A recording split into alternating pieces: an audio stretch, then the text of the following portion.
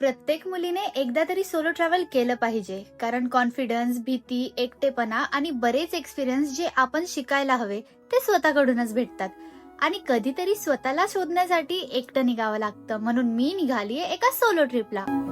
नमस्कार मंडळी, मी आहे खानदेशची सर्वात लहान सोलो रायडर उत्कर्षा पाटील. आणि माझ्या ट्रिपची सुरुवात झाली 31 डिसेंबरच्या सकाळी आणि मी निघाली आपल्या छोट्याशा बुलेटला घेऊन पुण्यावरून कोल्हापूरसाठी. आणि पुण्याच्या पुढे मला हा टनल दिसला. याचं नाव तुम्हाला माहित असेल तर कमेंट करून नक्की सांगा. मग काय, तसंच घाटात बाईकचे 4 फोटो काढले आणि सरळ पोहोचली कोल्हापूरला, जिथे मी गेली गव्हर्नमेंट गेस्ट हाऊसला, जे असं काही दिसत होतं. मग थोड्याच वेळात चेक इन केलं आणि फ्रेश होऊन मी निघाली आपल्या छोट्या बुलेटला डॉक्टरकडे घेऊन जायला.